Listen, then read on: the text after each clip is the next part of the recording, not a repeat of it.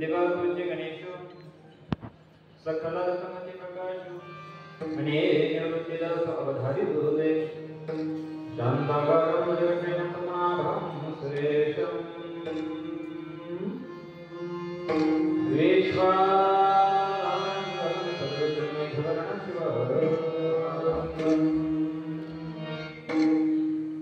लक्ष्मीकान्तं कमलनयनं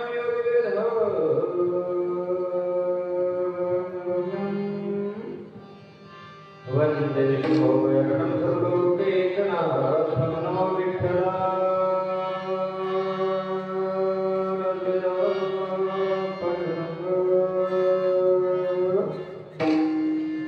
नमो रुक्मिणी माउलेशानं नमो पुण्डरीका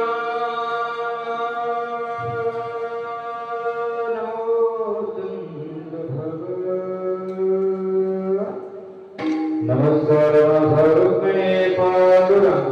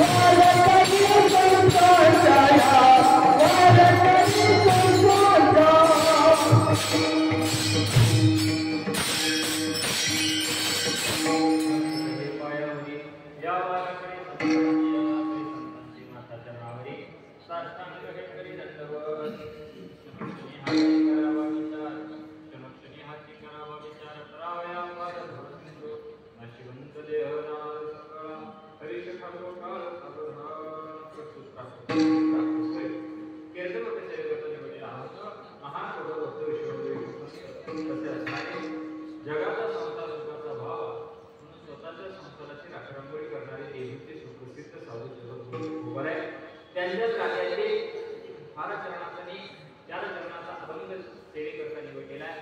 आजच्या दिवसाला साधेल असा अभंग आहे. या अभंगाच्या माध्यमातून जगद्गुरु तुकोबर आहे तुम्हाला आम्हाला जे शरीर मिळाले तुम्हाला आम्हाला जे जीवन मिळाले त्या जीवनामध्ये येऊन कोणते पर्याय केले पाहिजे जेणेकरून हे पर्याय केल्यानंतर आपला देह देवाच्या पायाजवळ जाऊन त्या देहाला जागा मिळेल याचं वर्णन करणारा आजचा अभंग आहे.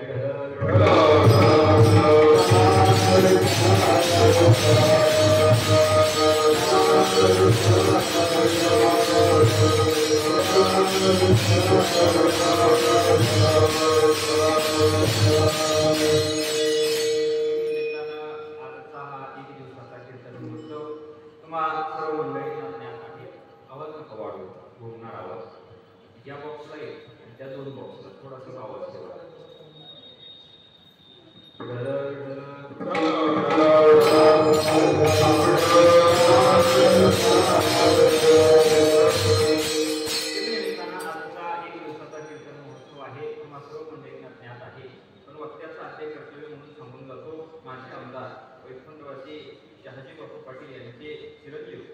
कैलासवासी माणिक तात्या शहाजी बापू पाटील यांच्या प्रथम पुण्यस्मरणानिमित्त आजच्या कीर्तनाचं आयोजन त्यांच्या पश्चात त्यांनी त्यांच्या जीवनामध्ये माजी चेअरमन खानापूर तालुका कुतगिरणी व औद्योगिक वसाहत विटा अशी बरीचशी पदं भोगून त्यांच्या जीवनामध्ये एक सुंदर असं जीवन जगण्याचा प्रयत्न त्यांनी केला आणि आज 1 वर्ष झालं तात्या आपल्याच्यातून निघून गेले. त्यांच्या पश्चात त्यांचे 2 एक कन्या आणि एक चिरंजीव यांनी या कार्यक्रमाचं नियोजन केलं.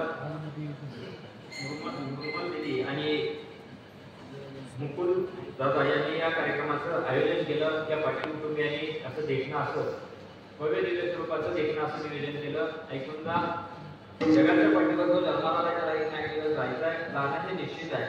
2 गोष्टी देवाने माणसाच्या हातात दिल्या नाहीत. पहिली गोष्ट आहे जन्माला कुठे यायचं आणि कुठं मृत्युमुखी पडायचं. या 2 गोष्टी देवाने माणसाच्या हातात दिल्या नाहीत आणि जर या 2 गोष्टी देवाने माणसाच्या हातात दिल्या असत्या तर देवाला काही सुद्धा किंमत राहिली नसती. अजिबात देवाला काही किंमत राहिली नसती. कारण जगाच्या पाठीवर या 2 गोष्टी देवाच्या हातात आहे.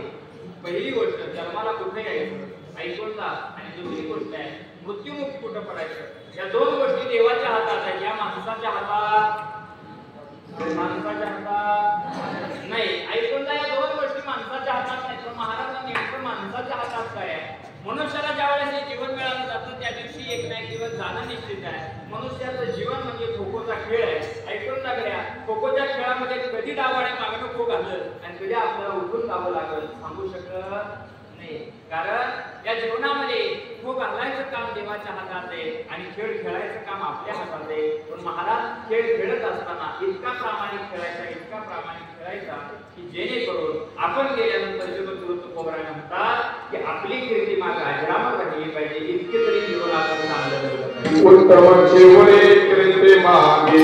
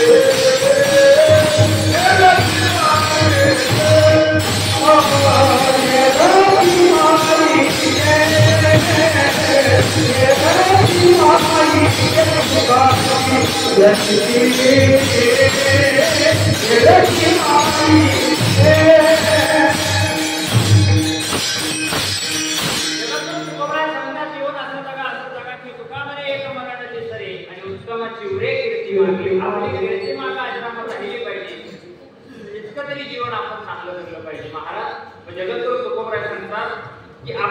मागे आजरावर राहिली पाहिजे, इतकं सुंदर आपण जीवन जगलं पाहिजे. महाराज ऐका ना, या दोन गोष्टी देवाने आपल्या हातात दिल्या नाहीत. पहिली गोष्ट आहे जन्माला कुठे यायचं आणि कुठून मृत्युमुखी पडायचं. माणसाच्या हातात या दोन गोष्टी देवाने दिल्या नाही. पण महाराज माणसाच्या हातात नेमकं देवानं काय दिलं ऐकून जा. माणसाच्या हातात देवानं एक गोष्ट दिली. काय गोष्ट दिली? ज्या दिवशी जन्माला आला आणि एक नाही दिवस मृत्युमुखी पडणार आहे, त्याचा मधला टप्पा आहे, त्याला आयुष्य म्हणतात. ते आयुष्य कसं जगायचं हे फक्त आणि फक्त माणसाच्या हातात आहे. ऐकून जा. पण ते आयुष्य इतकं सुंदर जगलं पाहिजे, इतकं सुंदर जगलं पाहिजे. जगद्गुरु तुकोबराय सांगतात की आपण गेल्यानंतर आपली सुद्धा कीर्ती मागे अजरामर राहिली पाहिजे. ऐकून जा. आपली कीर्ती मागे अजरामर राहिली पाहिजे, इतकं चांगलं जीवन आपण जगलं पाहिजे. पण या कलियुगामध्ये इतकं चांगलं जीवन जगता येत नाही. कारण या कलियुगामध्ये माणसाला आपल्या सुखापेक्षा दुसऱ्याचं सुख बघवत नाही. कारण माणसाच्या दारात अनिवा गाडी असते आणि जर शेजाऱ्यानं क्रेटा घेतली तरी माणसाच्या पोटात दुखायला चालू होतं. कारण माणसाला माणसाचं बघवत नाही. ऐकून जा. महाराज या कलियुगामध्ये आपला उद्धार करून घेण्याकरता आम्हाला नेमकं काय करावं लागेल? जगद्गुरु तुकोबराय सांगतात देवाची प्राप्ती करावी लागेल. महाराज देवाची प्राप्ती का करावी लागेल? हा जन्म, हा देह देवाने आपल्याला दिलाय फक्त आणि फक्त जगण्याकरता नाही. महाराज सकाळी उठून भोजनाकरता नाही. महा देह दिला कशाला?